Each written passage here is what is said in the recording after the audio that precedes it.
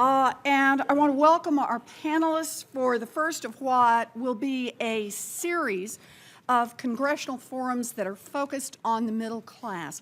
I am very pleased to join Ranking Member Cummings to kick off this project and to welcome Congressman Levin to be here. Thank you. Van Hollen is just and Congressman Van Hollen, thank you. We're holding this forum to address one of the most urgent issues of our time, the troubled state of America's middle class. The American economy is on the move. The stock market is up and the economy is creating hundreds of thousands of jobs every month. This is a stark turnaround from the depths of the Great Recession, and the policies put in place by President Obama and the Democratic Party deserve credit for this turnaround. But the recovery is not the whole story. There have been deep structural changes in the economy, changes that have gone on for more than 30 years, changes that have kept hardworking middle-class families from sharing in an improving economy. For decades after the Great Depression, America built a middle class that was the envy of the world. Everyone shared in our economic growth. From 1935 to 1980, 90% of America's families, that is, everyone except the top 10%, got 70% of all the income growth in that 35 years. It was a formula that worked. As our country got richer, our families got richer. But starting in the 1980s, something changed. Productivity and GDP just kept going up, but workers were left behind. In the 32 years from 1980 to 2012, 90% of Americans got zero income growth, nothing. All of the income growth in that 32-year period went to those at the top. The result of this trend of the last 30 years is clear.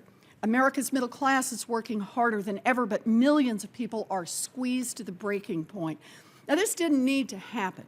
It happened partly because of deliberate choices made right here in Washington. The choice to tax assembly line workers and teachers at higher rates than billionaire hedge fund managers. The choice to cut support for higher education and leave students with massive debt. The choice to gut funding for infrastructure and basic science research that grows the economy and that saves lives, all while giving corporations fat tax breaks for moving jobs overseas. The choice to run this country for the rich and the powerful instead of running it for hardworking people. It's time to make different choices, to stand up to the armies of lobbyists and lawyers to begin to make government work for the middle class once again. Recently, Republicans seem to have discovered the struggles of America's middle class. Out of nowhere, they're suddenly talking about this problem. Well, that's great, but talk is cheap. And when it comes to action, these Republicans seem to have amnesia about what they've actually done to hardworking Americans. Republican trickle-down policies created tax breaks and loopholes for the wealthy while leaving working families to pick up the pieces. I'll believe Republicans care about what's happening to America's middle class when they stop blocking legislation that would require billionaires to pay taxes at least at the same rate that teachers and firefighters do. Republican trickle-down economics blocked increases in the minimum wage that would have lifted 14 million people out of poverty. I'll believe that Republicans care about what's happening to America's working families when they stop blocking minimum wage increases and agree that no one in this country should work full-time and still live in poverty. Republican trickle-down economics squeezed billions of dollars of profits out of people who had to borrow money to go to college. I'll believe Republicans care about what's happening to America's future when they agree to refinance student loans. I could go on, but the point is the same. Talk is cheap. It's time for action. Action that will strengthen America's middle-class families and build a strong future. Action that will produce good jobs now and in the future. It is time to put up or shut up. I have a message for my Republican colleagues. You control Congress. Stop talking about helping the middle class and start doing it. Close tax loopholes, raise the minimum wage, cut student loan interest rates, raise Social Security payments, fund our schools and our highways and medical research. And if you don't like those options, then tell us what you plan to do for people who work full-time and still live in poverty, for young people who are drowning in student loan debt, for moms and dads who are busting their tails, working long hours and still can't make it to payday, for seniors who are having to choose between heating and buying groceries. So far in this new Congress, Republicans have spent weeks debating a pipeline that will mostly benefit a giant foreign oil company, and weeks more threatening a government shutdown of the Homeland Security Department. Well, that's not good enough. And that's why Ranking Member Cummings and I are holding this forum today, to push this Congress to take action for working people. Congressman Cummings, I look forward to your opening statement. Thank you very much, Senator Warren, and I'm honored to join you today as we launch the Middle Class Prosperity Project, and I'm certainly pleased to have Congressman Levin and Congressman Van Hollen, two members who have worked so hard on these issues, and I really want to thank you all for being here. Today's forum will be the first of several we hold to examine the challenges facing the middle class and to do the work that Congress should be doing, formulating policies to strengthen the middle class and expand prosperity in our nation. I also welcome our colleagues, and I mentioned Congressman Levin, who is, of course, ranking member of Ways and Means, and Congressman Van Hollen, ranking member of our Budget Committee. I believe that this project is critically important. The issue of middle-class prosperity is not academic or theoretical. It is real and personal for me and millions of families across our great nation. Every day I hear from families in my district and throughout the country who are in the middle class and aspire to stay in it. And then there are those who are trying to get there and simply cannot see their way. These are moms and dads, aunts and uncles, and grandparents who watch the news on television or read the newspaper over breakfast.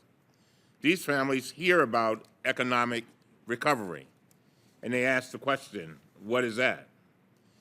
They hear about the stock market reaching record highs, about companies making record profits, and about corporate executives making millions of dollars.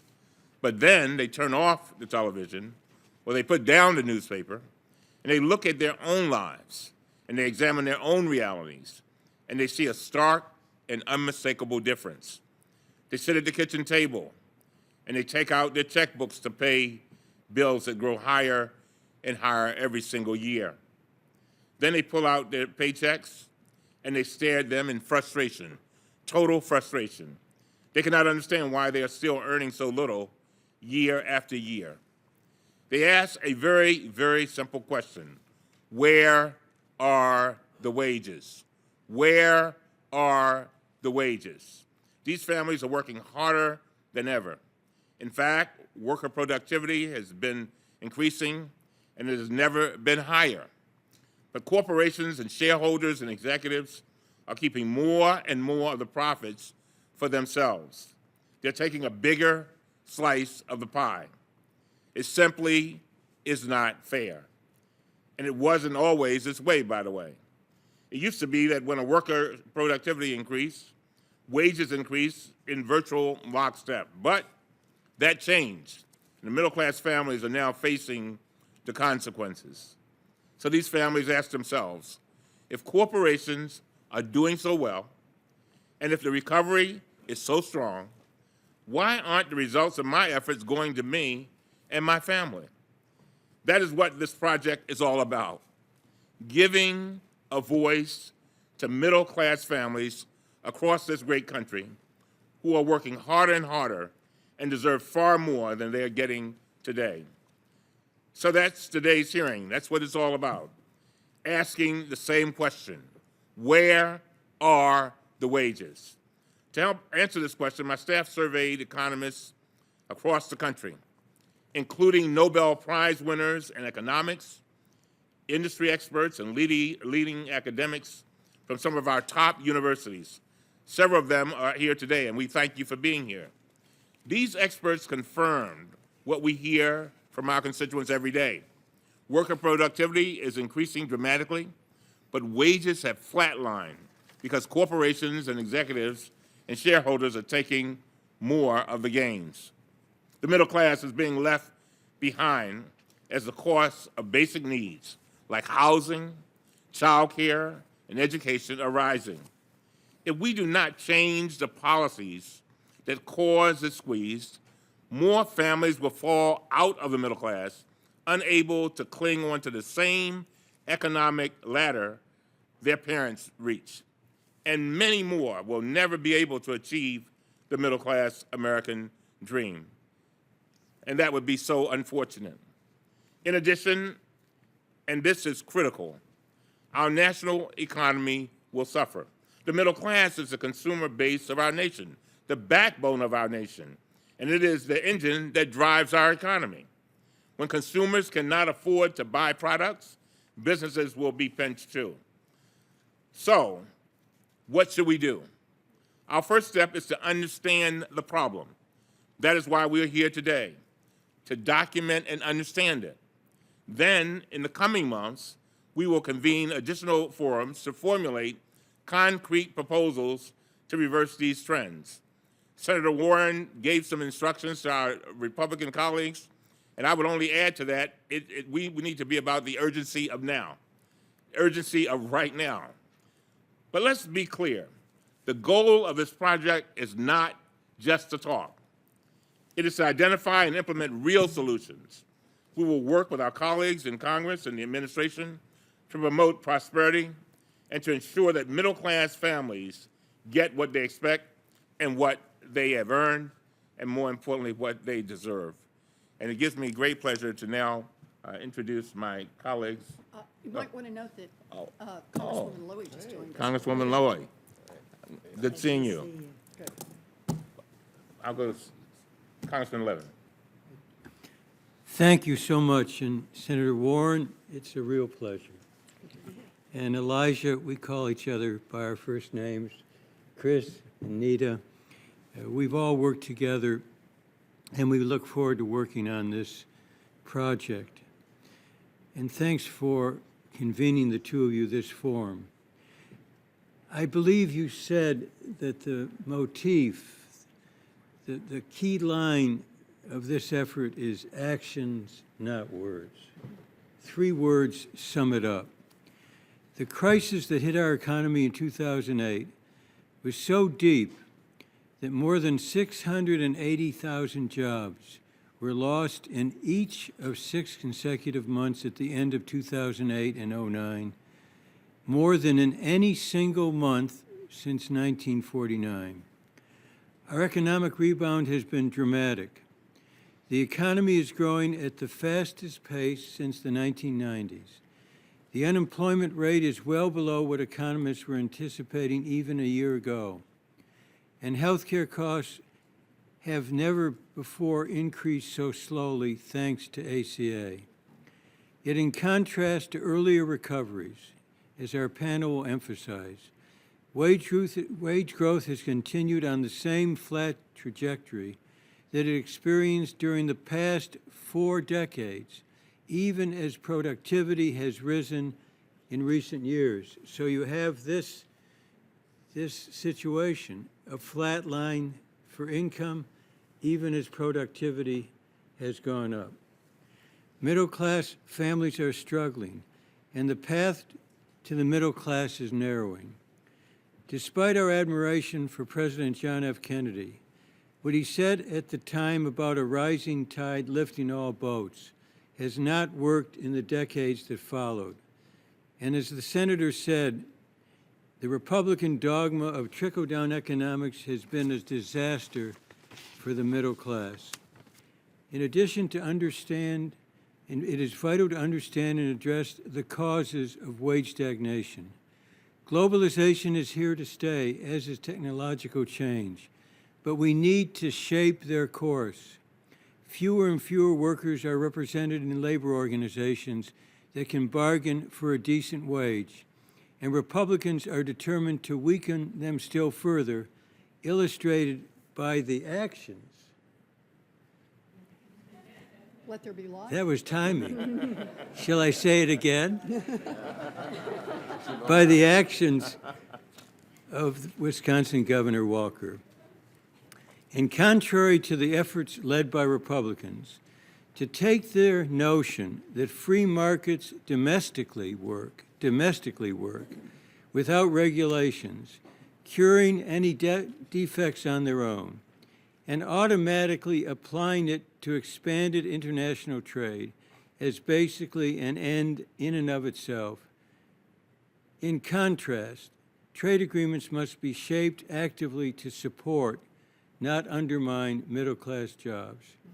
So this forum today represents a chance to tackle these issues, and I join in welcoming all four of you. Next, we will hear from Congressman Van Hollen. Thank you. I want to start by thanking our colleagues, my friend and colleague, Congressman Elijah Cummings. Senator Warren, thank you for leading this effort along with Mr. Cummings. To my friend Nita Lowy and Sandy Levin, it's great to be partners with them on some of the committees in the House that work on economic, jobs, tax policy. To all our witnesses, it's great to have you here today. I look forward to your testimony, and I will not repeat what my colleagues have already said, but just to underscore a couple points and then to make a couple others. We've heard about this huge gap between rising worker productivity since the late 1970s, but flatlined real wages for most workers. And we know where the benefits of that higher productivity have gone. If they've not gone into worker wages, average worker wages, they've gone disproportionately to folks at the very top of the income scale, and we've also seen this reflected in huge jumps in CEO compensation, jumping to 30 times of average worker pay. I think it's important to emphasize that while this is a fairness issue, it's not just a fairness issue. It's also a question of how do we make an economy that grows faster and has greater shared prosperity. And I would submit, and I think we're going to hear from Dr. Bovino about the Standard & Poor's report, that an economy that provides for greater shared prosperity is also an economy that can grow faster. So the folks at the top may get a little smaller share of the overall pie, but if you have the overall pie growing faster, they do better too. And so a plan that empowers folks in the middle and those who are aspiring to the middle is a plan for the 100% as opposed to the economy that we've seen over the last couple decades, that at least with respect to wages, has not done that.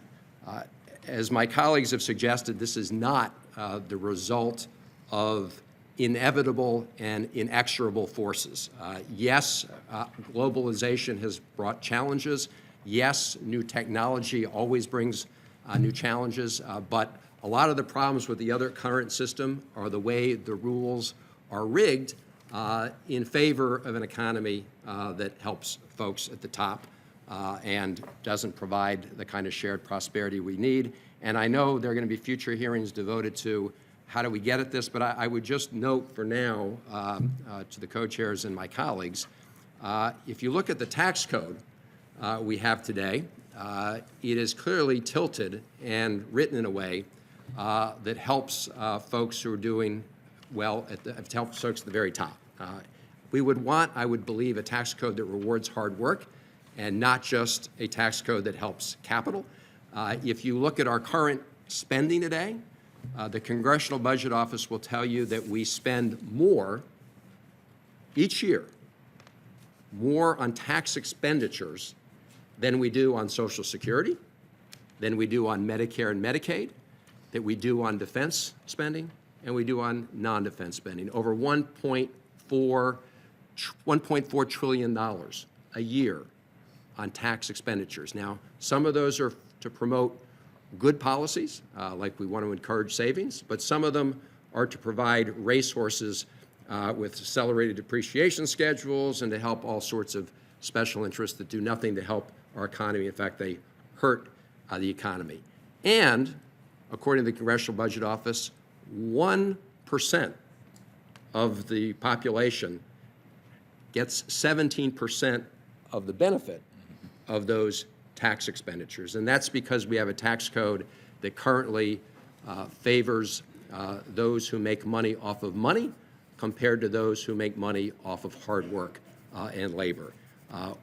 We need a tax code that encourages higher wages, and there's no reason that we can't do that. We also need a tax code that, in my view, would allow hardworking people to keep a little bit more of what they earn through hard work and earned labor, as opposed to a tax code that gives a disproportionate benefit to unearned income. So I look forward to this group coming up with some policy ideas, and again, thank our terrific witnesses for being here. And I know they're terrific even before they testified to our co-chairs, because I've had a chance to read their good work and hear them in other forums. So I thank you for bringing this together. Thank you. We'll now hear from the ranking member of Appropriations, House Appropriations Committee, Anita Loy. Well, thank you very much, Congressman Cummings and Senator Warren, for convening this forum, and I'm always delighted to be with my good friends and colleagues, Congressman Levin and Congressman Van Hollen. As the ranking Democrat on the House Appropriations Committee, I have focused directly on the policies of austerity that have made it more difficult to address the challenges middle-class families face. The 2011 Budget Control Act established caps on appropriations from 2012 through 2021 and created a so-called super committee to achieve additional savings. Following its failure, automatic across-the-board sequestration cuts were imposed, ultimately resulting in roughly flat, non-defense appropriations since 2012 in real dollars. By law, any increase in spending in one area of non-defense appropriations must be offset with corresponding cuts to another. Now, finding offsets to meet increased veterans' health obligations, enhance border security, reverse in previous years cuts to medical research, expand early childhood education becomes impossible without imposing crippling cuts elsewhere. The challenges our nation faces require smart and sustained investments, not penny-pinching austerity. We simply cannot afford to continue hamstringing our own ability to tackle urgent priorities. Inadequate roads, bridges, rail systems that make it difficult to commute or move goods to market. Underinvestment in research and development, particularly in the medical field, where we are at risk of being eclipsed by emerging nations. A pre-K through 12 and higher education system that too often fails to prepare students for a competitive and interconnected world.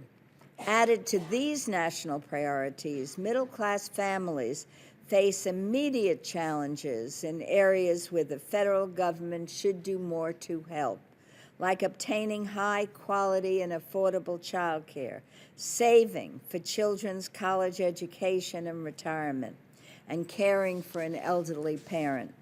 The mindless austerity that Congress has imposed on itself since 2011 is failing middle-class families. We have the capability to improve the prospects of individual families and our economic future as a whole, and it is inexcusable that Congress has simply chosen not to.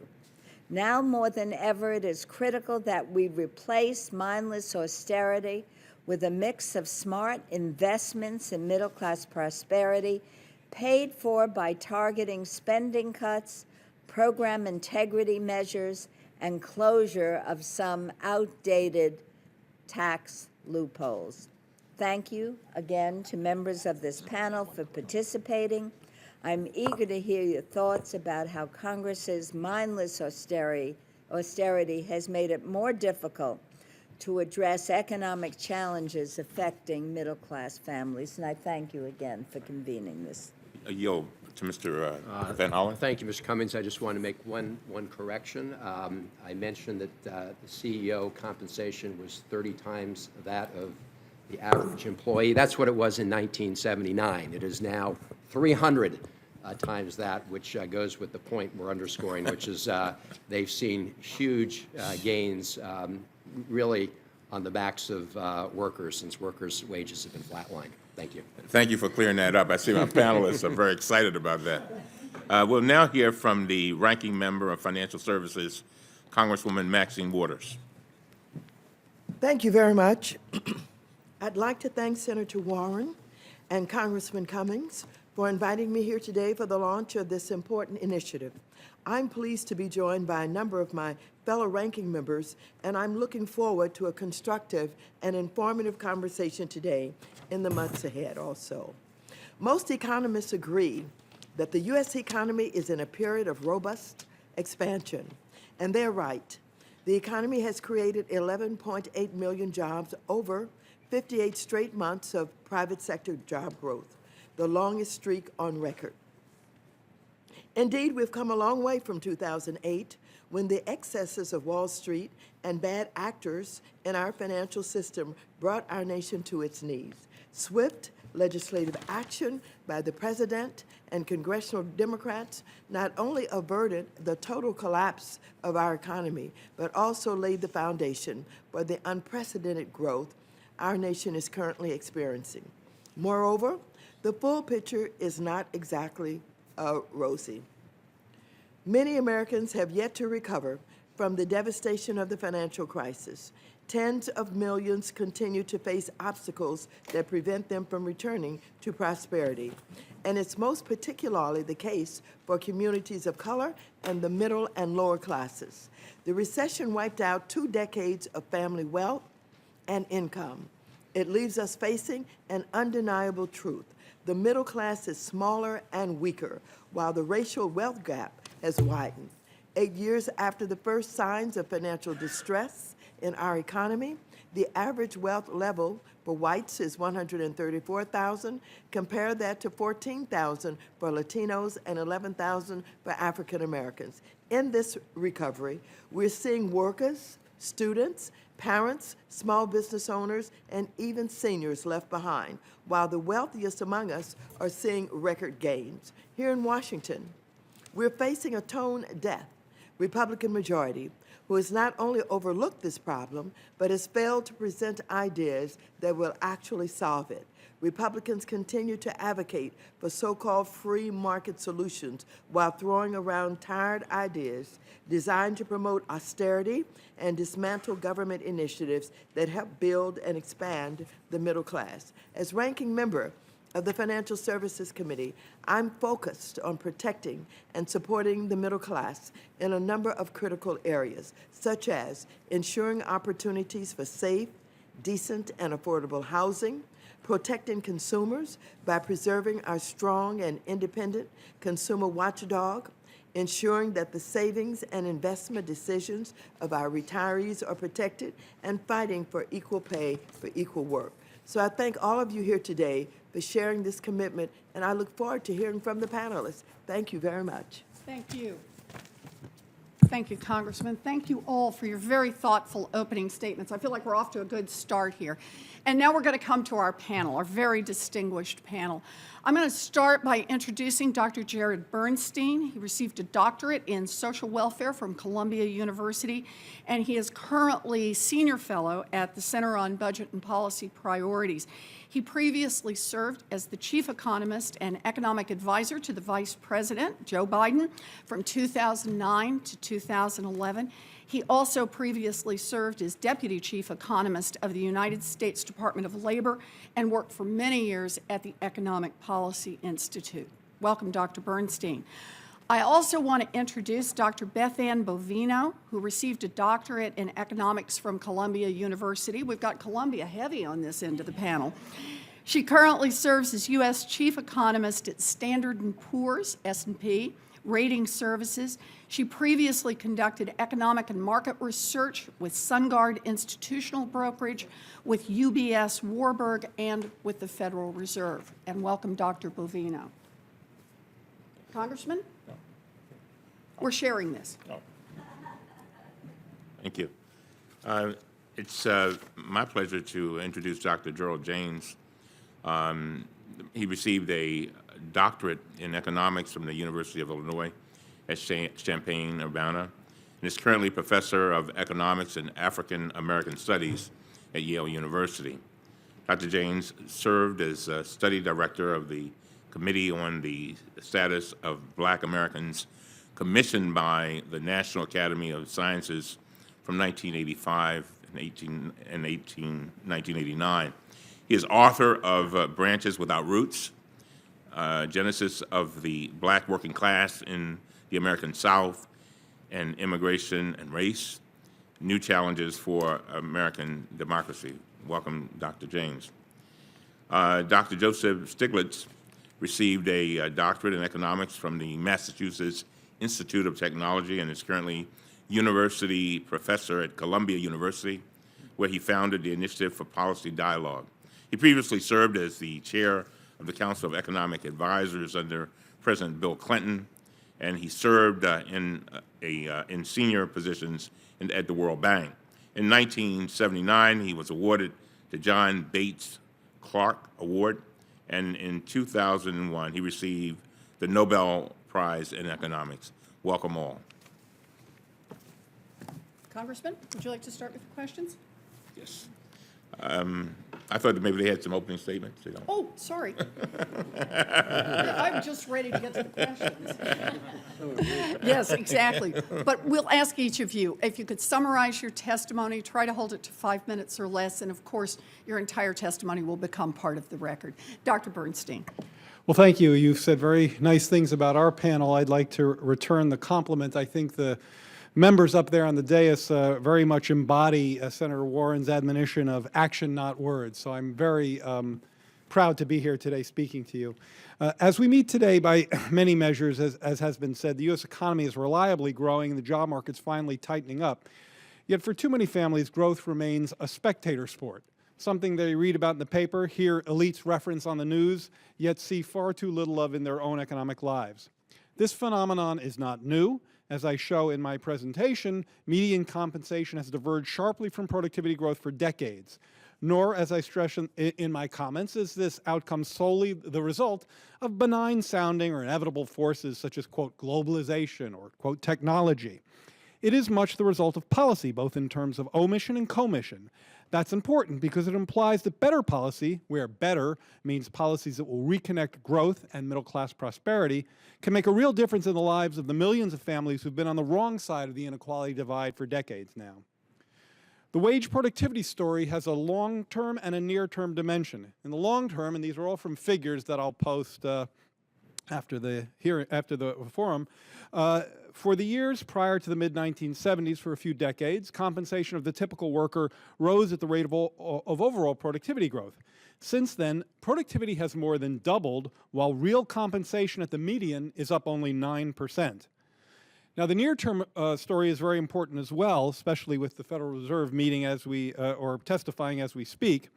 Though the job market has significantly improved and unemployment is close to the rate considered by the Federal Reserve and the CBO to be commensurate with full employment, nominal wage growth has been flat at around 2%, as has price growth for about 5 years. Both of these cases reveal deep deficits in worker bargaining power that have developed since the 1970s. As I stress below, this inequality-induced wedge between growth and most workers' earnings is related to factors such as the absence of full employment, persistent trade deficits, and the increased share of economic activity devoted to finance, often referred to as, quote, financialization. Now, the rise in finance in the midst of income and wealth concentration is one reason the U.S. economy is stuck in what I call an economic shampoo cycle: bubble, bust, repeat. Moreover, these trends interact in important ways that have led to a highly damaging cyclical pattern. I have a schematic in my presentation that shows inequality contributing to middle-class income stagnation while wealth accumulates at the top of the scale. As the wealthy accumulate, the supply of loanable funds grows and its cost falls. The middle class borrows, they leverage up, increasing their debt-to-income ratio, and as they do so, their demand for financial services, for financial intermediation, rises. That sector increases, but it is underregulated. Thus, a bubble forms, and when it bursts, we have the onset of a deleveraging cycle and a sharp reversal in the wealth effect, leading to a recession. Switching to the rate of economic mobility, another topic that I believe this project is correctly interested in, and by which I mean the extent to which people and their families end up in different parts of the income scale than where they started out. Now, the pace of economic mobility, as so defined, has neither sped up nor slowed down in recent years. However, compared to other advanced economies, mobility is low in this country, and of course, inequality is high. Low levels of mobility in the U.S. are evident in what mobility researchers call stickiness in the tails, the fact that significant shares of children from households at the top and the bottom of the income scale tend to remain in their same relative income position as adults. Immobility is greater for African Americans. Work by Reeves shows that half of black children born into the lower fifth of the earnings distribution remain there at age 40. He also finds more downward mobility among blacks and whites, and as one of my slides show, significantly less wealth holdings. We heard that cited earlier.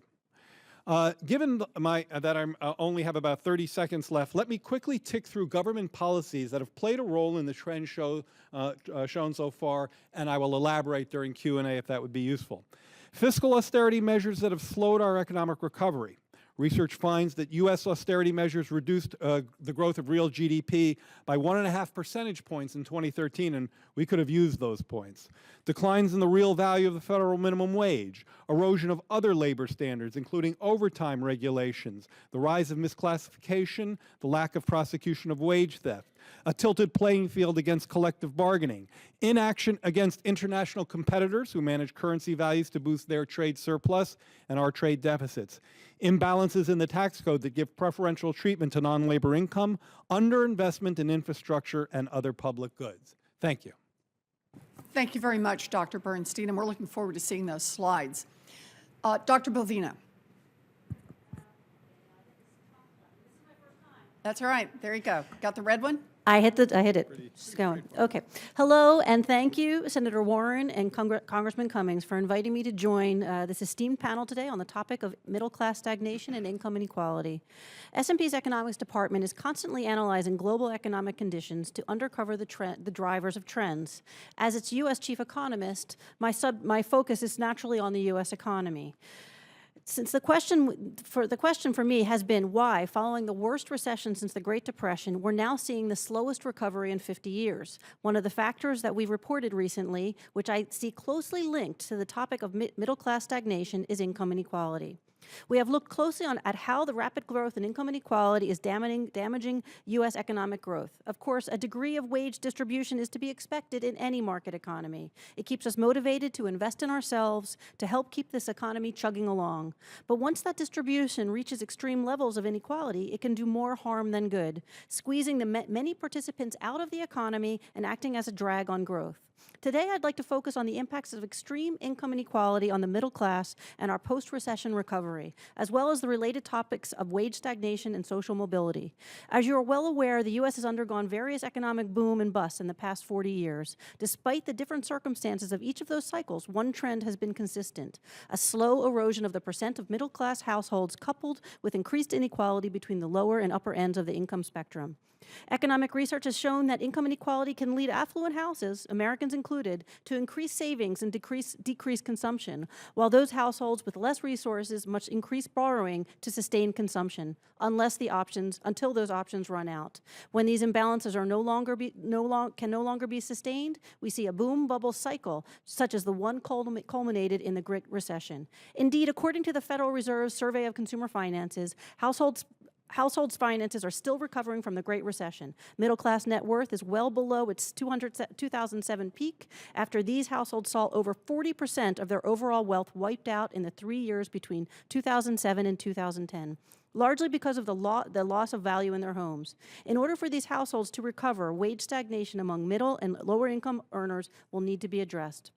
The financial collapse and recession ushered in a period of wage stagnation from which the U.S. economy is still trying to emerge. While I have for several months projected that the strengthening jobs market will finally improve wages in 2015, this part of the economic recovery has been painfully slow. A partial explanation for recent stagnation can be the lackluster demand and slow growth faced by businesses. Many may have tried to maintain profit margins to cut costs, including wages, and keeping them low. This wage stagnation has come at a time when many middle-income families also have seen the financial crisis drive down the value of their largest asset, their home. Since middle-income families tend to hold most of their wealth in their home, that lost value means they had less of a safety net than their wealthy neighbors. This means that many families are struggling to keep up with the regular cost of daily living as they try to save away for retirement. For many, this means longer working hours and less ability to purchase non-essential but crucial items that can help boost consumer spending. This pressure on middle-class families has begun to erode not just on wallets, but social mobility and the fulfillment of what we might call the American dream. Because these households are such an important part of the U.S. recovery, S&P has looked closely at social mobility in the U.S. and how the education gap, in particular, impacts wages and net worth. College-educated people generally make twice as much as those without.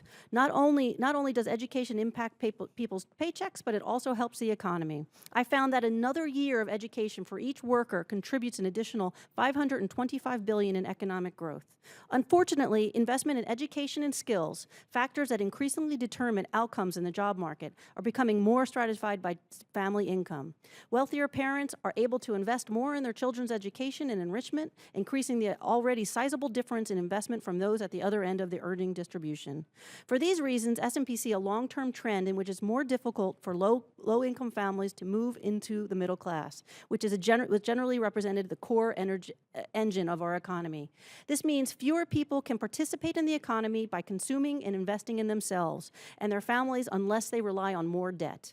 Reversing this trend, however, could pull more people from the lower socioeconomic stratus into a position in which they can participate in the economy in more impactful ways, such as consumption, investment, and taxes. I want to end my remarks with an important note in this discussion: the future earners of the U.S. economy.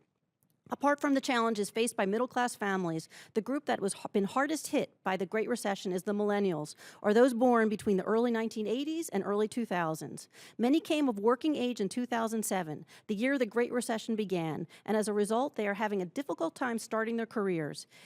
In work that S&P plans to issue in the near future, I found that millennials faced a number of headwinds. It reportedly takes young adults 4 more years to reach median wage tied to the middle class than it took them 35 years ago. In addition, for millennials, the burden of rising student loan debt has likely delayed their ability to achieve financial independence. We expect these trends will subside for this generation as they settle into the workforce and look to buy homes. But the burden of student debt and a slower growth economy may create headwinds for this next generation as they launch their careers. Certainly, these are complex issues that call for thoughtful discussion and deliberate solutions. Thank you again for allowing me to on the panel today, and I look forward to discussing these issues on the panel. And sorry, I went a little over. That's all right. Thank you very much, Dr. Bovino. Dr. Jaynes. In the interest of time, and not to be redundant with many of the fine comments that have been made, I would like to thank Senator Warren and Congressman Cummings for bringing us all together this afternoon to discuss this very important topic. A few minutes ago, Congressman Levin mentioned President Kennedy's famous metaphor about the rising tide lifting all boats. And certainly we want to keep in mind that that metaphor could be almost correct back during that time because the Kennedy-Johnson tax cut of 1964 wasn't simply a tax cut. It was a tax cut that was enacted at the same time that the government's activities were being directed towards policies that were aimed at enhancing the welfare of the nation as a whole, and particularly the middle class and those below the middle class. I would certainly know that. Just a few years after that tax cut was made, my job as a teenager, 19, was to ride shotgun in a mail truck between Long Binh, South Vietnam, and Saigon. In 1967, I emerged from that place and had never seen the inside of a college. But because policies were directed for people like me and others, within 8 years, I was a professor of economics at the University of Pennsylvania. Today, I kind of doubt that I would have been able to do that. So what we're really talking about here, and I think everyone has in fact pointed directly to that, is that what we have is a lack of will, and that the problem is not simply one of technical economics, not even one of semi-technical political economy. It is a question of political choices and solutions. We have been engaged for several decades in an economy that we might call a winner-loser economy, one where policies almost completely have been directed at enhancing the well-being of the top sectors of the economy. It's therefore not a surprise that the statistics that we have been listening to, the growth, the tremendous growth in the share of income that is going to the top 1%, top 5%, 10% of households in the economy are coming at the expense of those in the middle quintiles of the distribution and at the bottom of the distribution. That is what I mean by a winner-loser economy. Tax cuts that are primarily helping those at the top and are doing very little for those at the bottom. Promises that tax cuts of this nature, that deregulation of the financial sector and other industries in the economy will lead to trickle-down prosperity for the middle class, and those at lower levels of income have, I would suggest, been absolutely shown not to work.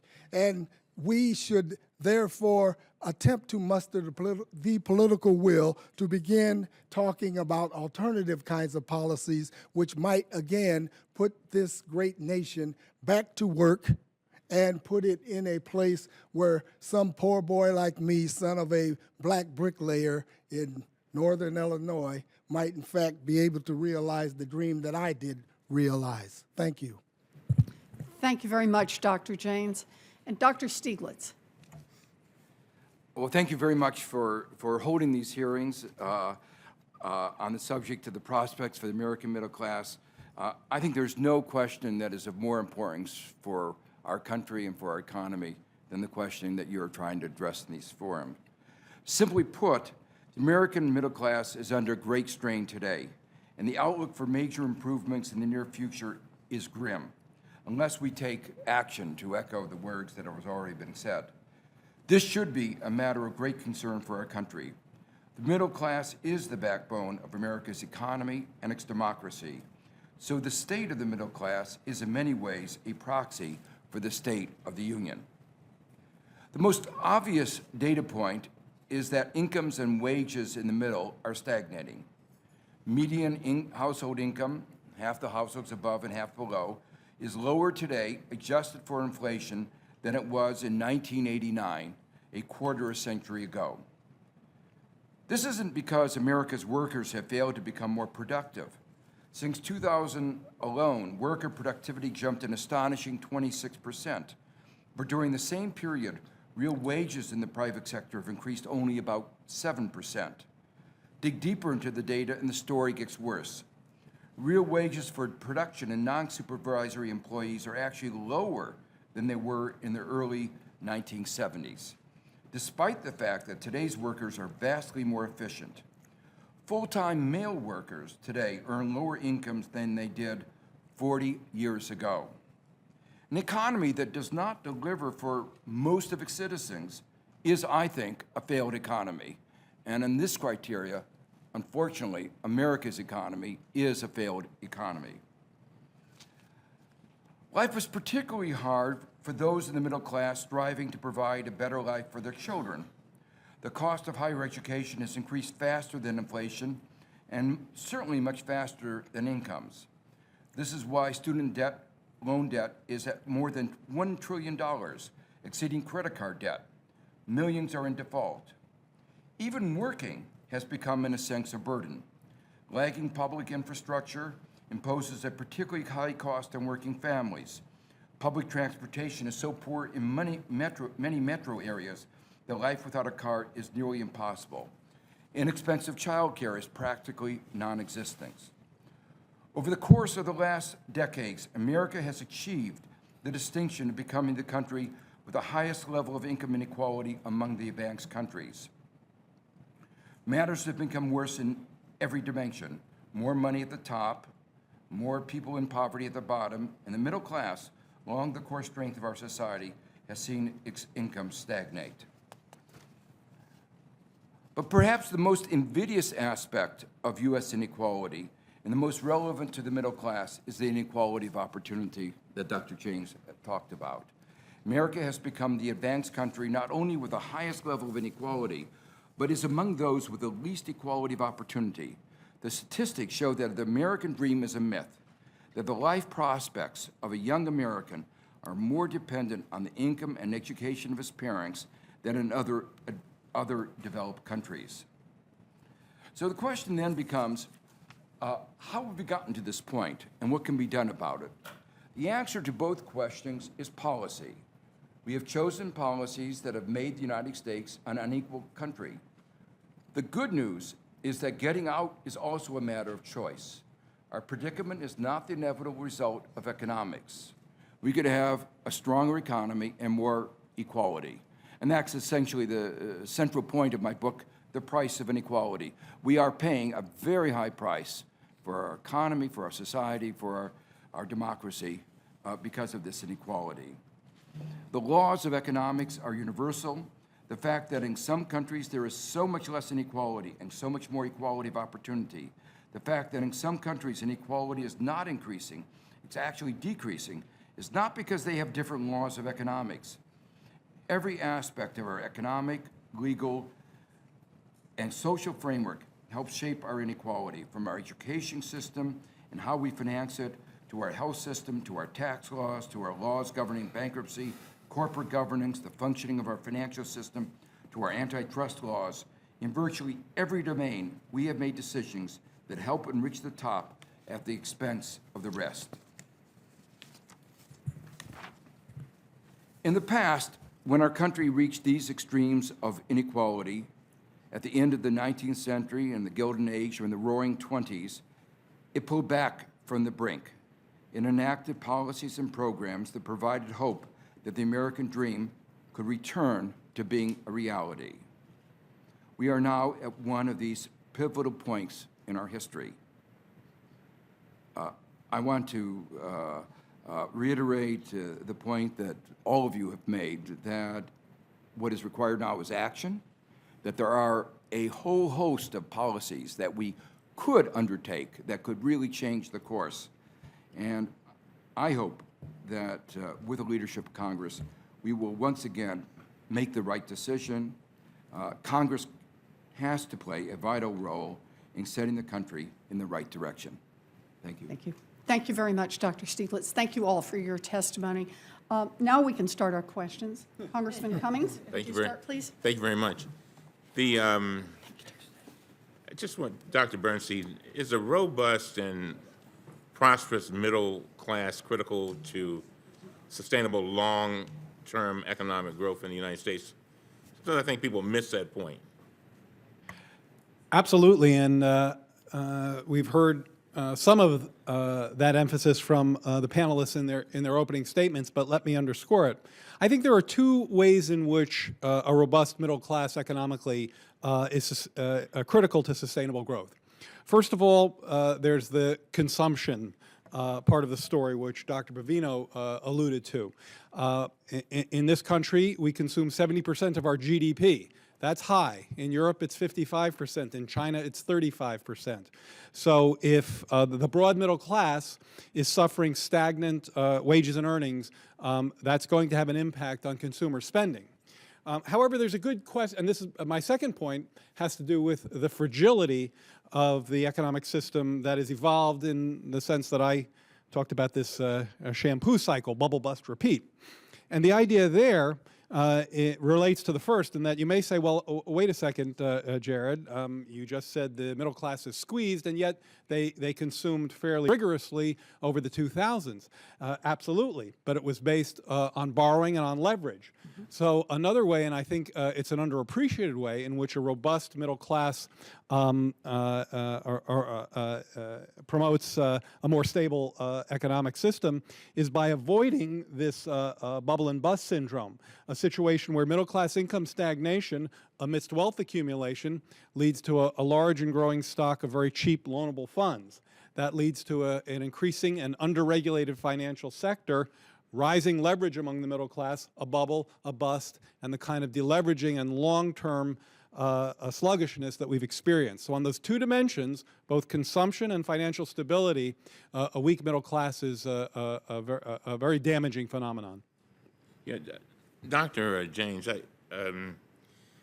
I was thinking about this whole idea of, with the country turning more brown and black, you've got a situation where if African Americans and Hispanics are not fully participating in our economy, that has to have a tremendous impact, not only on the individuals, but on the economy. Can you talk about that for a moment? Absolutely. It means several things. One of the things you point to, they're not participating in the economy, so the economy is losing out on all the skills and talents of individuals that are not being allowed to or not given the opportunity to reach their potential. The economy is also has a tremendous drag on it. I think that one component of this lack of opportunity, I like to think of it in terms of there's a tremendous alienation from institutions throughout the country among many lower income black and brown people, particularly black and brown urban people who are in a pretty dire situation. That alienation is not simply from the labor market, it's from all kinds of other institutions like marriage, churches, education.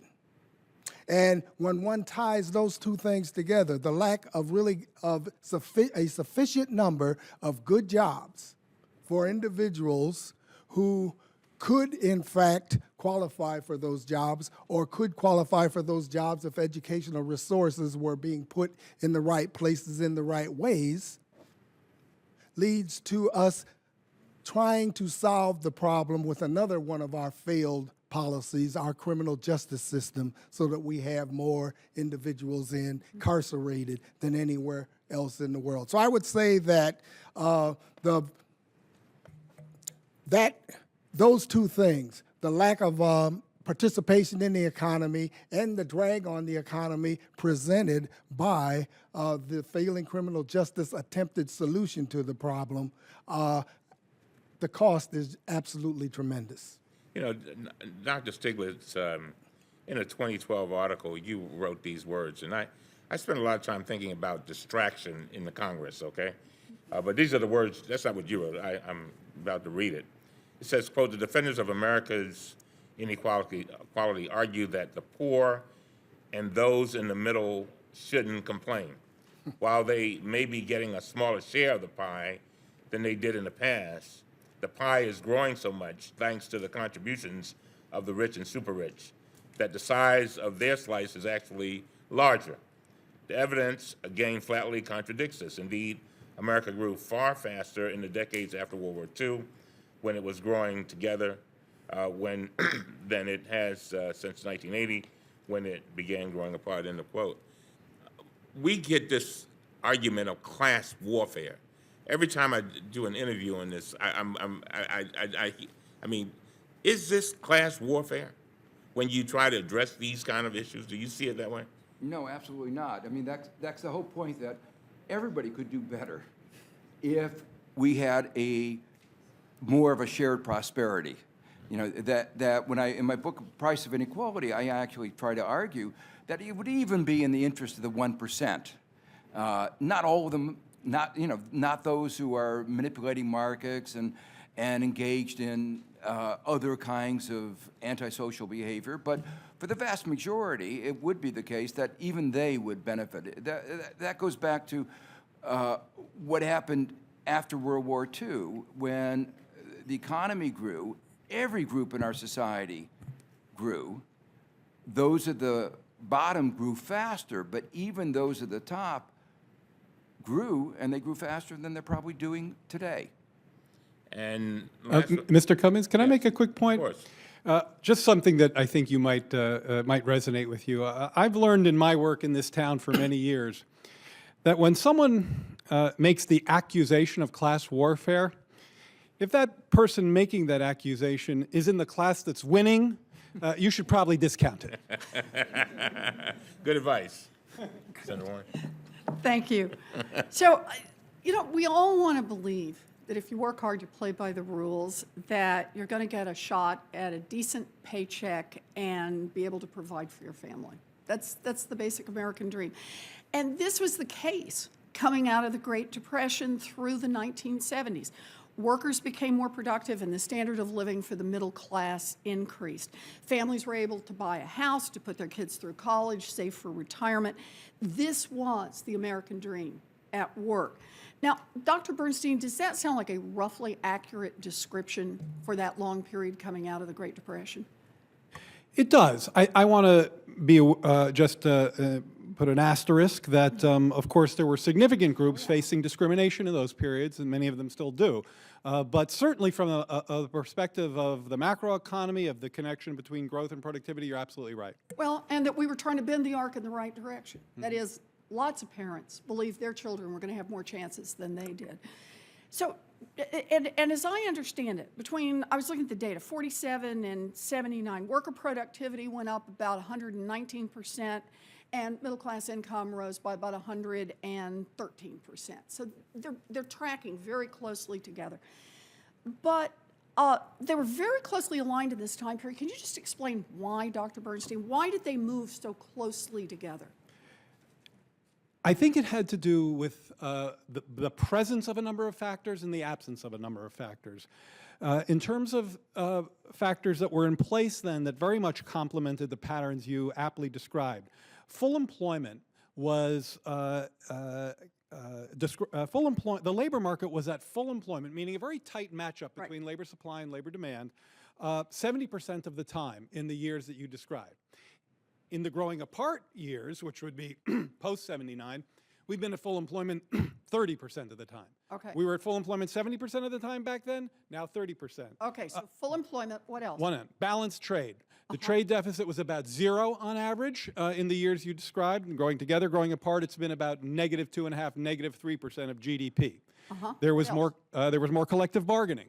Much greater presence of unions. The power of the unions was Correct. very different in the two time periods. And not just the power, but the density, and in fact, they're related. There were more, more workers were, a larger share of the workforce was unionized or covered by collective bargaining. Tax policy was more progressive in the sense that we've described, and investments in education of the type that Dr. Jaynes described were also germane. Absence. So those are the presence, factors that contributed to the connectivity. A couple of factors that were not in place then but are in place now. This bubble bust repeat syndrome that I very much relate to financialization and the kind of schematic I took you through, as well as the over-leveraging by the middle class in response to weak income growth. As you can imagine, that factor was certainly not in play at a point where incomes for the middle class were doubling over that period versus relatively stagnant in the latter period. And can I ask you one more about just putting the pieces together? Can you explain how the alignment between productivity and worker income help to promote overall economic growth and health in our economy? I think there are at least two ways. First of all, based on the consumption channel that I mentioned before, robust middle class and an economy that's 70% consumption is obviously a critically important growth mechanism. Secondly, I mentioned the absence of this financial cycle that I've described as fomenting bubbles that have been so damaging in recent cycles. I mean, the last two, if not the last three economic cycles fell prey to precisely these kinds of bubbles. So this kind of stagnant income in the presence of financialization has led to a lack of stability in the macroeconomy. Third, a robust middle class in tandem with a more progressive tax system has contributed to a revenue base that's enabled the kind of investments that other panelists have mentioned as being so important. Okay, so we've talked about the shift over two time periods, basically. And in the second time period, you've identified, in fact, several of you have identified how much shifted, that productivity goes up about 80% between 1980 and the early 2000s. The average male worker is actually earning less during that time period. Stock prices increased by over 400%. The average CEO pay, as Congressman Van Hollen noted, went up more than tenfold during this time period. That basically in the last 35 years, virtually all of the economy's gains have gone to a very narrow slice of those at the top, to the CEOs and the shareholders, and very little has gone to middle-class families, to working families, to people who are trying to build economic futures. Dr. Stiglitz, is that about right in the description since the 80s? That's right. So, Dr. Stiglitz, could you talk about, and I realize I'm going to really ask you here to summarize your book in just a couple of sentences, but could you talk about the impact on the health of our economy and the growth of the middle class when salaries stagnate even as workers become more productive? That is, productivity continues to go up and wages flatten. What happens to we see what happens to the families. What happens to the American economy when that happens? Actually, I think all of us have been trying to emphasize that. And there are both, you might say, demand side effects and supply side effects. Mm-hmm. On the demand side, the problem is that if people don't have income, they can't spend money. And, you know, there's this old saw about the 1% being the job creators, and you have to create inequality, so you have the job creators. The real job creator is demand. And who produces demand? Let's just be really clear about this. Yeah, and when there is demand, Americans have enough ingenuity, enough entrepreneurship. If they can only get a hold of finance, there will be jobs created. I mean, the statement that says that the only people who have ingenuity and entrepreneurship in our economy are a few people that have to be given this money, and in fact, they haven't created those jobs. So in my mind, that is one of the key aspects of the demand side. Now, Gerald has also pointed out, and very importantly, that one of the problems is that to keep demand going, when you don't have that, the Fed has this tendency to create bubbles, and that really creates instability. But I want to talk also about the supply side. And this, again, all the panelists have emphasized. On the supply side, you want more productive workers. They have to be able to invest and have the incentive to invest in education. If we don't have tax revenues to invest, most poor people, middle class, are not going to be able to invest.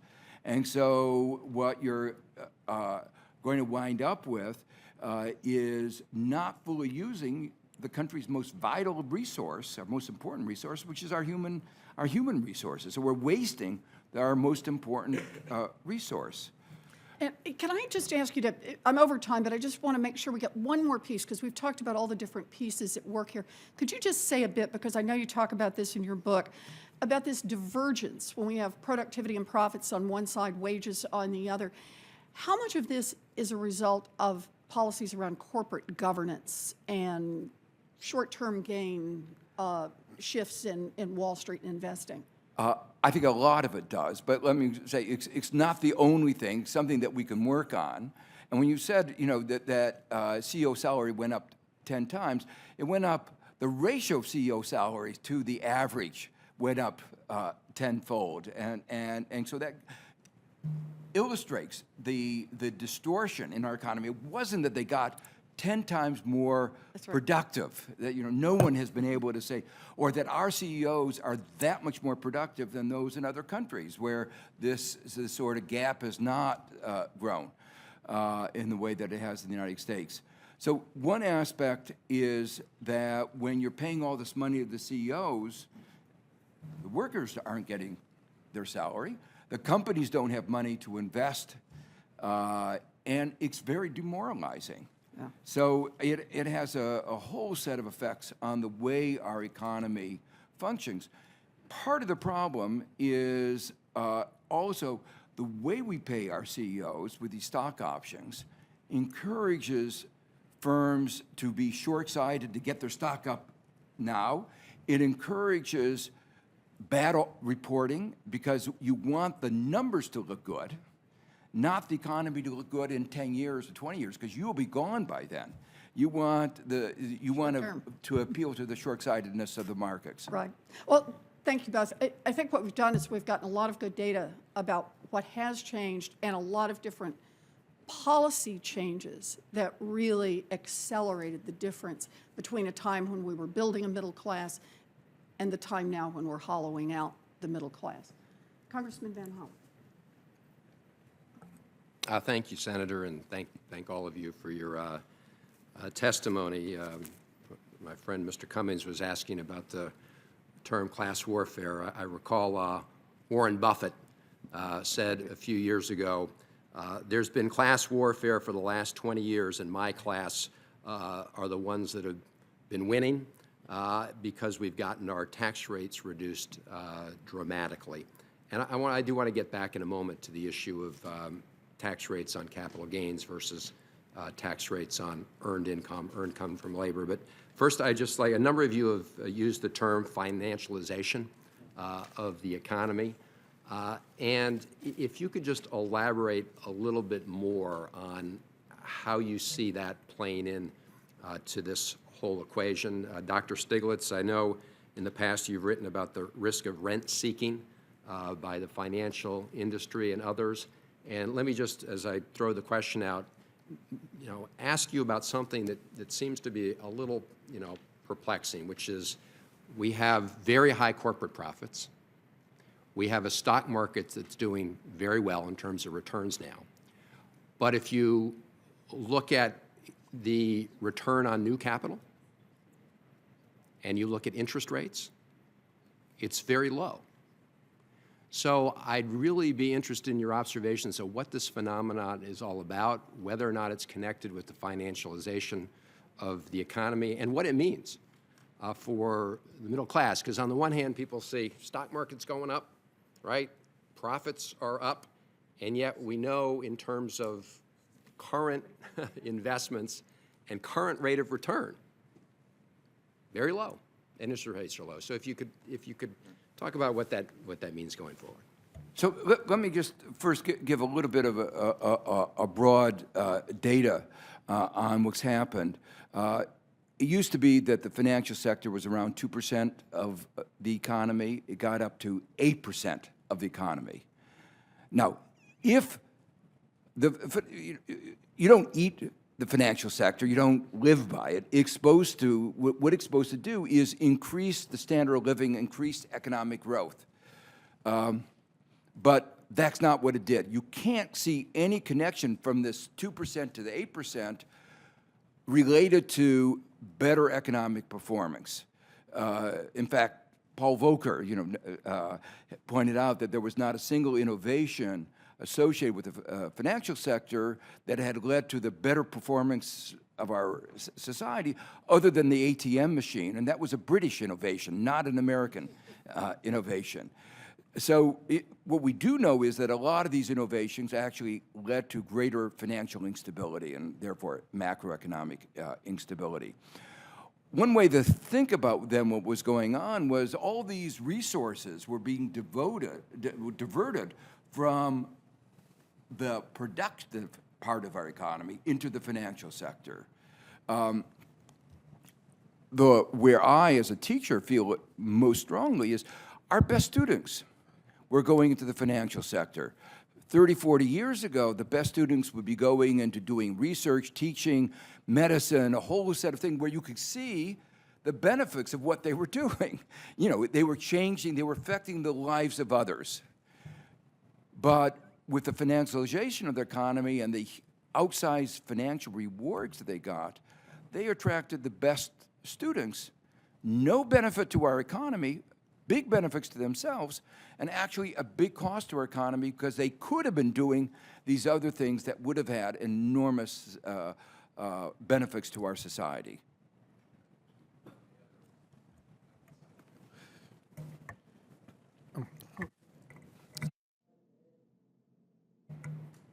Just like to add to that last point, maybe to bring it home, I think it is a powerful indicator of the misallocation of resources and that there's something fundamentally wrong with our economy when we have thousands and thousands of very talented students who could be engineers, physicists, doing research in biology, but what are they doing? They're reselling, not simply selling, reselling paper assets. So they're making money for someone, but they're not making any kind of real contribution to the society or the economy. That is probably one of the worst misallocations of resources that the last 30 or so years has really had.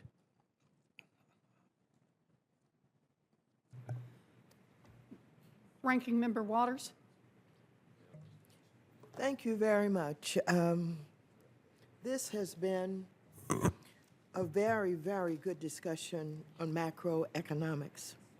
I'd like to share with the panel what's bothering me about what is happening to middle-class families in America. When we engaged in the great discussion about what was happening in the housing market, we discovered that many of those who entered into mortgages that were overpriced. The interest rates were terribly high, even though they qualified for interest rates that were equal to people who, they were, had same kind of jobs, same kind of earnings, etc. I point that out because I think one of the things that's happening to middle-class families is excessive fees, fraud, confusion, faulty products, lack of transparency, on and on and on, even for those middle-class families who thought they were making decent wages. They don't have the benefit of those wages because of what is going on in our society that limits their ability to be able to use those wages for a better quality of life. Now, I have to say, Senator Warren is single-handedly responsible for the Consumer Financial Protection Bureau. I mean, single-handedly. And it is perhaps the most important part of the Dodd-Frank reform. And every day, we are confronted with attempts to dismantle or undermine the Consumer Financial Protection Bureau.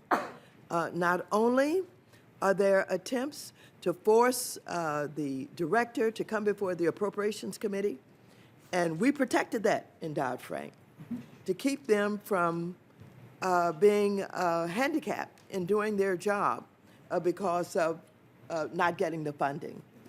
The other attempt is to create a commission so that people can fight and be confused and disagree with each other and not get anything done. I think that the Consumer Financial Protection Bureau is so important, and Mr. Cordray is doing a wonderful job in dealing with this.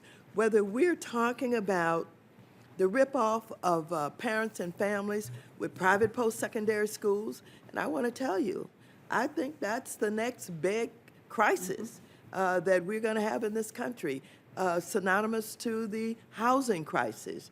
This ripoff is absolutely robbing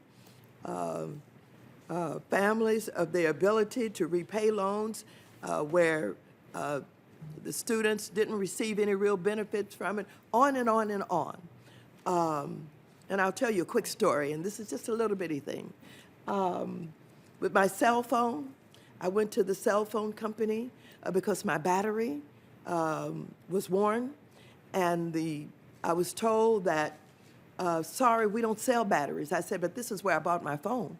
It was a battery in it when I bought my phone. They said, but we don't sell batteries, but we can upgrade your phone. And it will only cost you another $175 on a phone that I'd already paid $700 for. I just give you that example because what is the average middle-class family to do with these fees and this fraud, confusion, and these faulty products and ways by which their earnings are stolen from them day in and day out? Please, somebody help me. Let me try to help a little bit of that very impassioned plea. First of all, one of the things I prepared for the discussion today kind of relates to some of what you're talking about. There's a lot of discussion about how low inflation is, and inflation is historically quite low.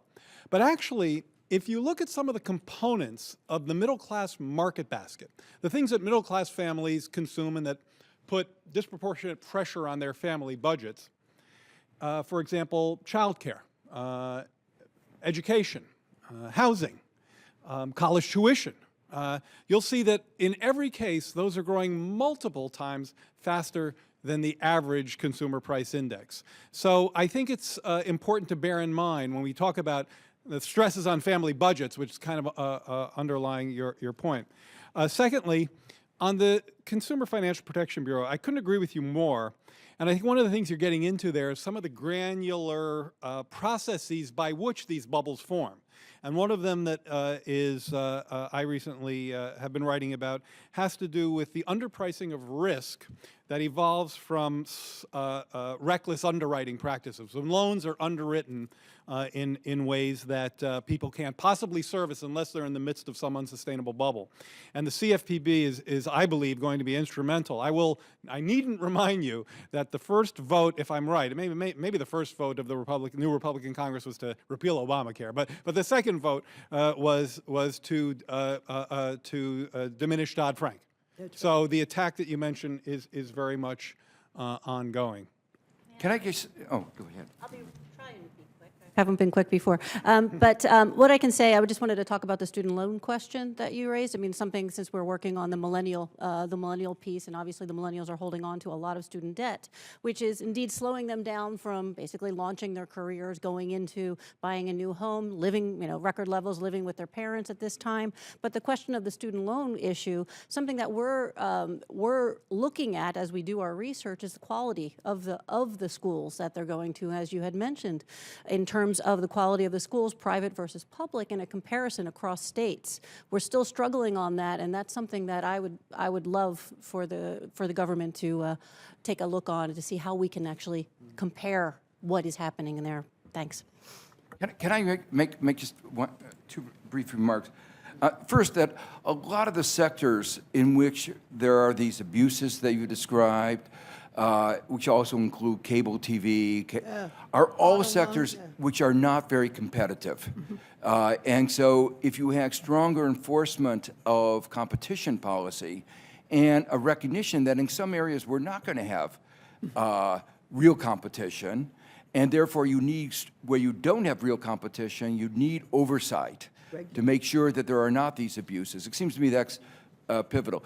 Second point I make is that particularly in the financial sector, but in a lot of others, the business model of a lot of firms has moved from being efficient, from being, providing something at a low price, to what one of my colleagues, George Arkoff, who got the Nobel Prize in the same year I did, has been calling fishing for fools. That if you can find people that you can take advantage of, as the example that you gave in the case of mortgages, where they knew that they were qualified for a lower mortgage rate, but they decided, often on discriminatory basis, to charge them a higher rate. And this is common not only in a lot of sectors of our economy. So it seems to me that there are, and particularly in the financial sector, which is why the contribution of Senator Warren was so important.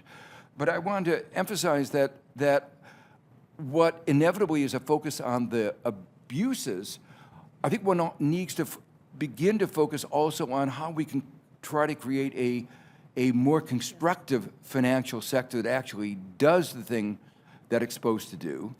And just to give you one, on student loans, other countries like Australia have created a income contingent loan system where what you pay is related to your income. We've moved towards that, but everybody participates, and that avoids the kind of crushing effects of our student loan program.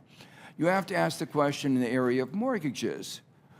Why can't we just lend on from the federal government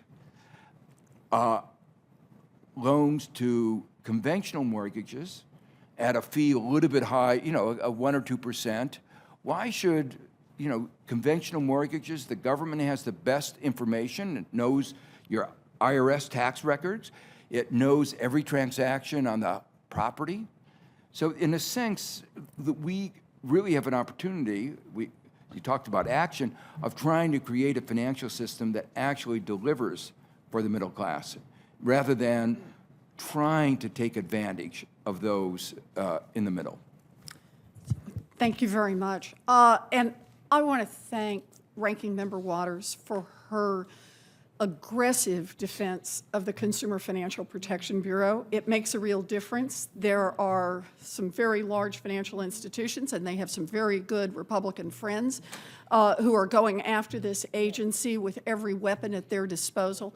And I appreciate all you do to try to defend it. Having said that, I really do want to correct the record here. You are very generous in your description of my work in getting the consumer agency, but a lot of people worked really hard. And it started with Barney Frank. You were part of that. Congressman Van Hollen, I remember you were part of that, Congressman Cummings. And I just want to say, across this country, unnamed people who said, enough of this. We are not going to come out of this financial crisis with a country where the banking interests can continue to cheat families in the same way they did that got us into this crisis. And enough people blogged and emailed and tweeted and sent letters and made phone calls and put enough wind in the sails that despite the fact that the largest financial institutions in this country were spending more than $1 million a day lobbying against that agency and other reforms, that we still got a good, strong financial agency through. So this is one where we all worked together and we came up with something really good. I repeat. Thank you. Senator Warren was singular. Congressman Cummings, how about another round? If you all are willing to stay, we'd like to ask a few more questions. Good. We got them. As I listened to my friend Congressman Waters, I could not help but think about the fact that every single time I have gone to the cell phone store, there have been major arguments going on. Every single time. And I'm just wondering, this nickel and diming, I guess it's $5 and $25 against people. First of all, their wages are already stagnant. And then they've got these bills that are, necessities that are going up and up and up. And then they go and somebody tell them, I was surprised they only said 100 and something to the Congresswoman. I've heard as much as 300 and something for the new phone or whatever. And the question becomes, that has to have an impact on somebody who's only maybe taking home maybe $600 or $700 every two weeks. Dr. Bernstein? Well, no question about it. I mean, I am a person of absolute, certainly of affluence compared to the people we're worrying about today in the middle class. But I've got two teenagers with smartphones, and I start looking at these data usage questions, and it gets very confusing to me, and I'm supposed to understand that sort of thing. So I'm very sympathetic. Let me say this about both some comments you just made and some comments Representative Waters made. It's somewhat tangential, but I think it gets to the same point. One of the issues that you're reminding me of in this discussion that's a real, a huge challenge for middle-class families is the ability to save enough for retirement. Adequate retirement savings is a huge problem for many families for obvious reasons. We've been talking about the income and wage problems. Well, those accumulate year after year, decade after decade, so you're underprepared for retirement. One of the places where that problem intersects with this problem, with consumer advice, is when retirees or a working person who's maybe switching jobs and rolling over a 401k plan interacts with the financial services sector. And there are documented issues of conflicted advice where people lose significant savings because the advice being given to them is not in their best interest. And the good news is that the President has proposed a rule change. You don't need, nothing against this hallowed institution, but they don't need Congress for a rule change, which in this case is a good thing, because it may come to fruition. And the idea is that by raising the fiduciary standard against this kind of conflicted advice, will save literally tens of thousands, years of retirement savings for affected people.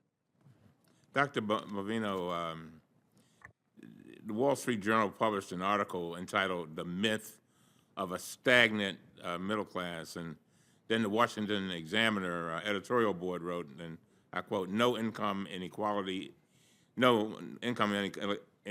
is decreasing, not increasing. And Doctor, your research and experience, is rising income inequality real or just a fairy tale? It's funny you should say that because we were just looking at the... Mic on? Oh, sure, sorry. It's funny you should say that because we were just looking at the responses to, Chairwoman Janet Yellen's testimony, and how one newspaper said she's going to hike next month, and the other newspaper said, oh, it's not going to happen for a long time. So I assume that obviously, news agencies have their opinion, and they can also express what they want. I do think, though, that since what we've seen in terms of income inequality or income concentration, there has been some steps to reduce income concentration. We've seen, of course, the Cliff deal, which helped indeed, in terms of taxing higher income households while giving subsidies to, or holding on to subsidies for lower income households. We've also seen the economy strengthening, so that helps. The whole rising tide lifts all boats, but. That's just a short-term phenomenon. That's looking at from, say, 2010 to 2014. If you take the long-term trend, say from 1979, where the numbers that I received from the Congressional Board, the CBO, it's still climbing higher. It's a significant amount. So I would not necessarily say it's a fairy tale. And then the issue of unions. In my committee, the Oversight Committee, I'd say at least 60% of the hearings have some element of either weakening or destroying unions. And how significant are unions with regard to the problems we're talking about today? Want me to do something quick and then? Go ahead. I'll be real quick. Some of the research that we've seen, that we've done, I'm sure there'll be more to this, but some of the research we've seen on that is that there has been an impact from reduction in unions over, I guess, from I think it was Professor Card actually did some work on that, and we do talk about it in the report, income inequality report. So there is an impact. We did see it on, at least from this analysis, we did see that in terms of wages for male union workers. I can pass it to you to see if you want to comment more on that.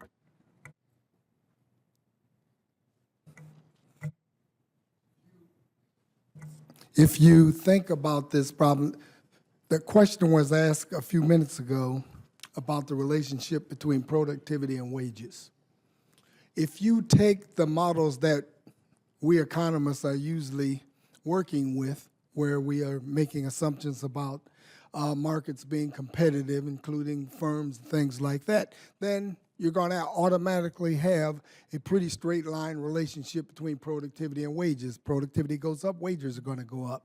However, in our real world, we know that every market's not competitive.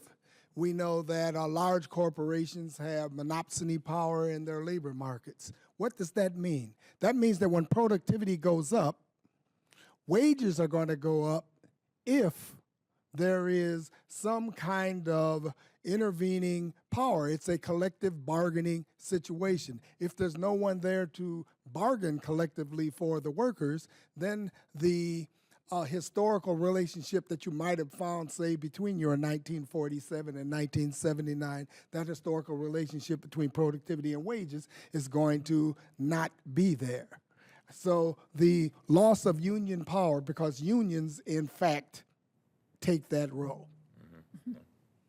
I guess want to agree and point out that the earlier question about the abuses of the CEO are actually linked to this issue, because the unions played a role in trying to keep a balance, and they were an important part of our system of checks and balances that were going on in the corporate sector.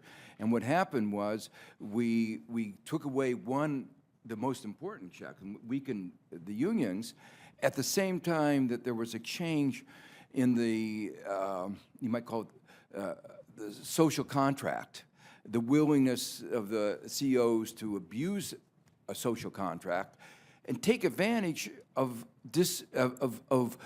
weaknesses in our system of corporate governance. You know, you might not have needed to have say and pay and the other checks if there was a reasonable understanding of what is a reasonable CEO pay. But once you got rid of the check of the unions and the breakdown of the social contract, then you had stagnant wages and rising CEO pay. So in many ways, these are the flip side of the same coin, with one other factor, that if you're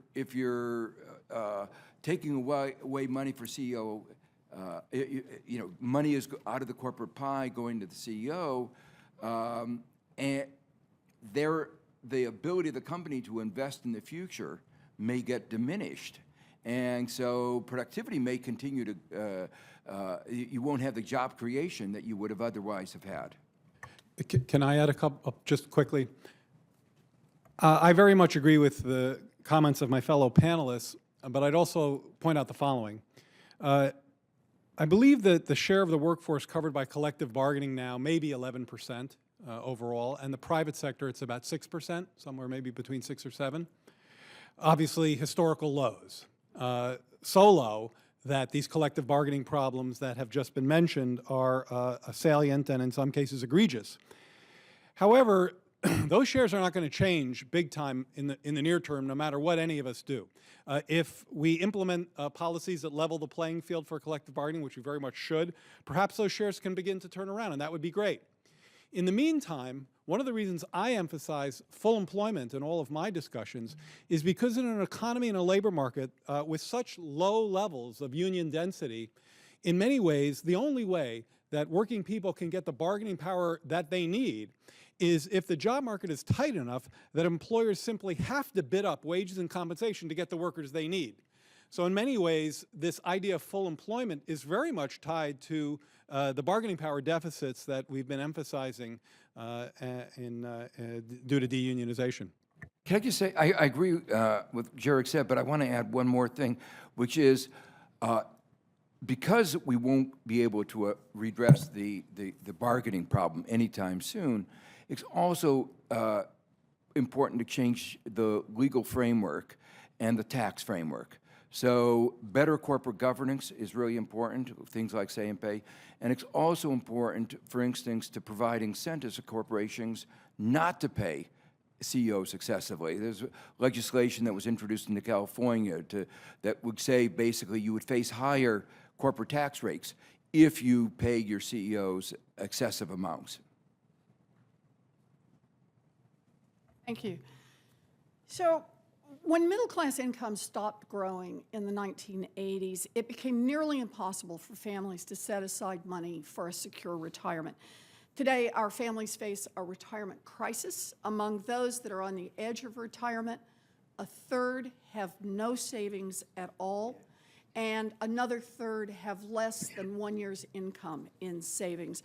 Retirement is going to hit them like an oncoming freight train. In the midst of this retirement crisis, fees and kickbacks eat away at their savings, and the last thing American families should have to worry about is whether or not when they make investments, they're getting tricked. The laws regarding these sound investment advice haven't been updated in more than 40 years. And as a result, for huge portions of the market, there is nothing to stop unscrupulous advisors from steering families into retirement portfolios that maximize profits for the one that's doing the steering while they drain away the savings of the hardworking family. So, Dr. Bernstein, you mentioned this in passing, but I want to make sure we have a minute to focus on this. Yesterday, the President announced that he will move forward with an effort to ensure that all retirement advisors are looking out for the best interests of their client. Could you just say briefly how such a rule would help middle-class families save for retirement? Absolutely. So what we're talking about here is called in the business conflicted advice. So this is advice that isn't necessarily in the best interest of the advisee. It benefits the advice giver. Advice giver, instead of not one the who's advice receiving taker. the advice. Right. And that leads to lower returns for the families who are on the other side of this table.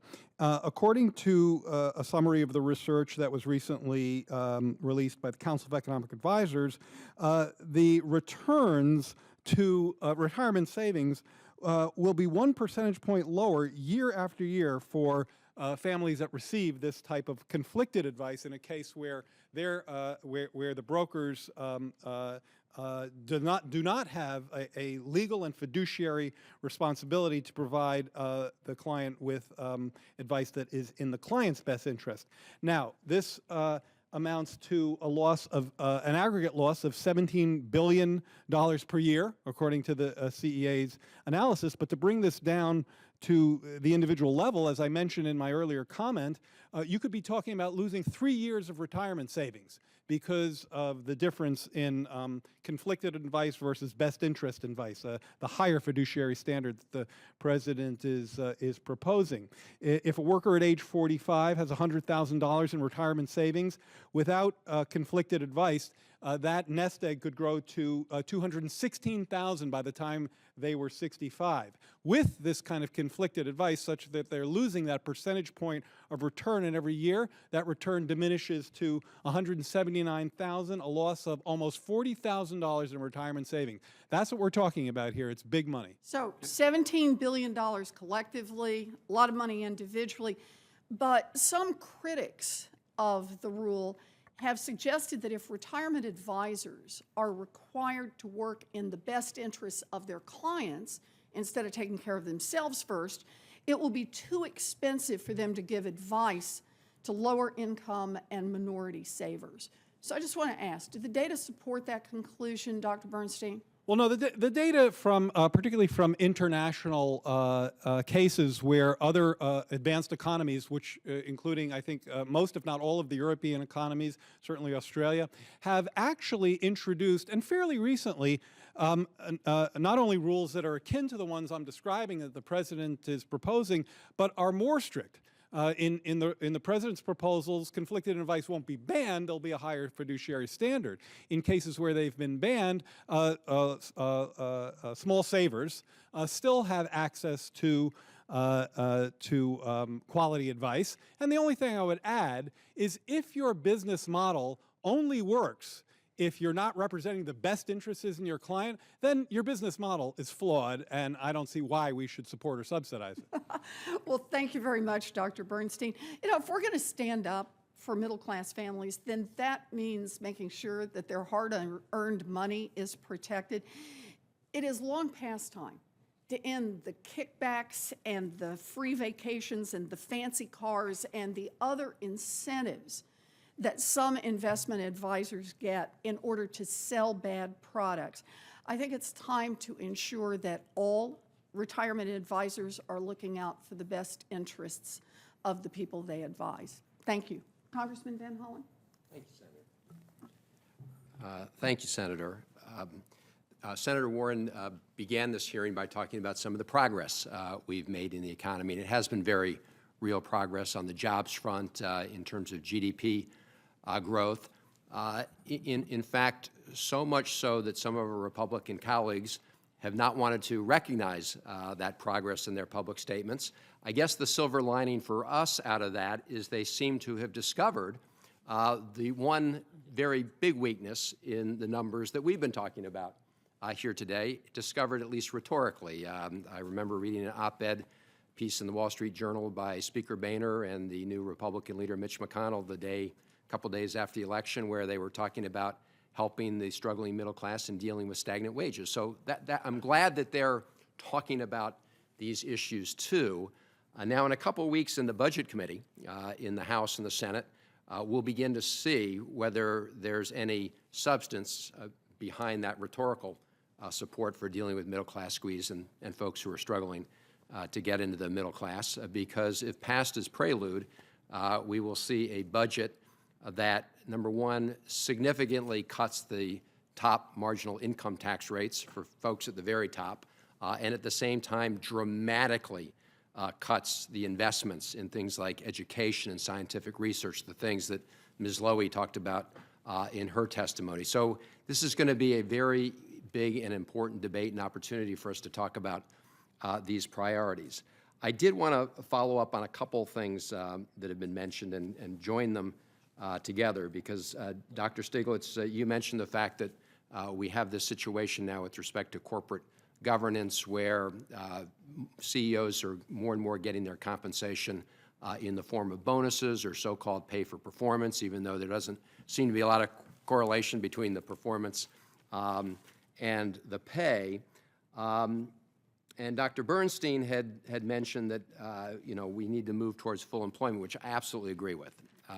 But I also agree, as Dr. Stiglitz pointed out, that in addition to moving to full employment, there are policies that we can use as leverage, and one of them is the tax code. And you mentioned the piece of legislation in California, Dr. Stiglitz. I know in future hearings we'll be getting more into progress, but we've introduced here in the House, actually, a piece of legislation that addresses the fact that in our current tax code, CEOs and top executives can deduct the portion of their compensation above $1 million, so long as it's not in salary form, but in the form you say is bonuses and pay for performance. And I don't think there's any surprise, it's not coincidence that that portion of compensation has mushroomed because the way the law is written now, it allows for the deductibility of that form of compensation.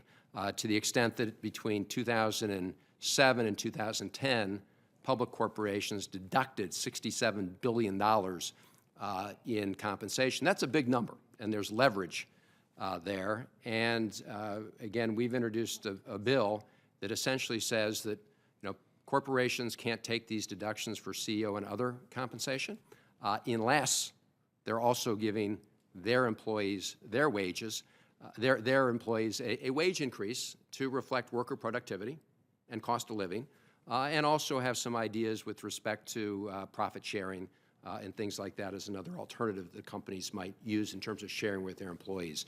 So I just want to throw that out there. I know Dr. Bernstein's had a chance to look at that, and I would just ask him for his comments, and any other panelists who want to comment on that, we would welcome your suggestions. But can I just make Sure. one? I think those ideas are very good.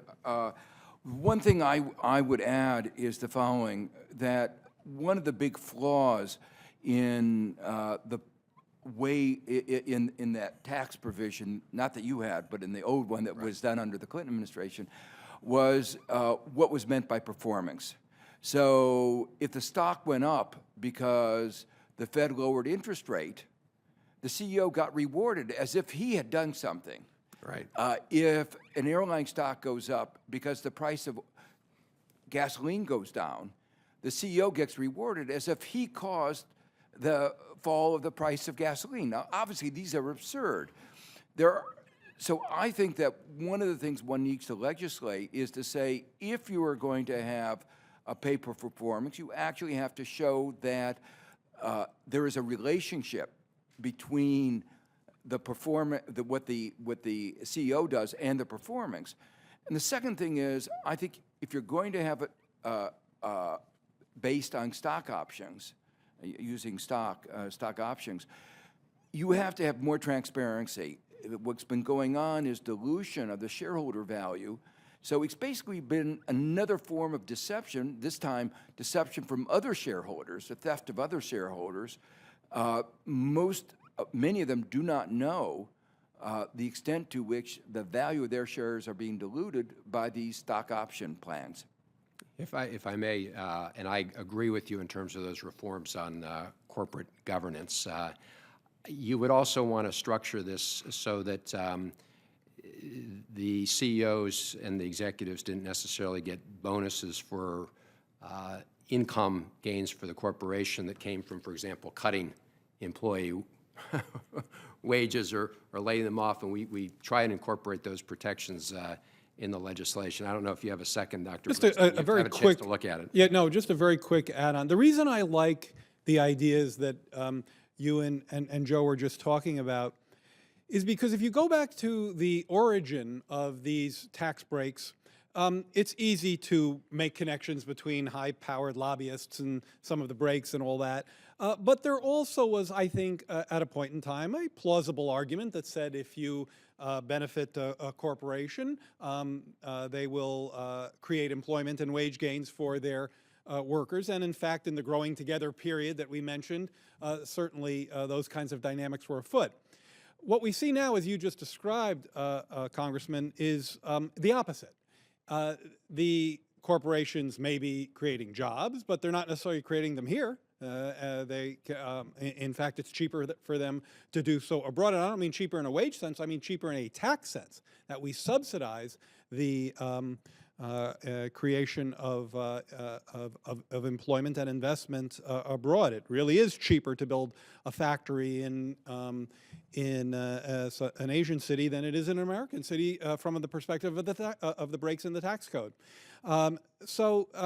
These kinds of connections between tax breaks and employment and earnings seem to me a natural and simple antidote to the dynamics we've been describing all afternoon. As we close, I want to thank all of you for being here. Your statements have been quite enlightening, and we really appreciate it. As I was sitting here, I couldn't help but think I wish that the entire American public could hear a lot of the things that we've discussed here today. And I said to myself, you know, in summarizing some of the things that you all said, it seems that we have short-term gain for a few, and that leads to long-term pain for many.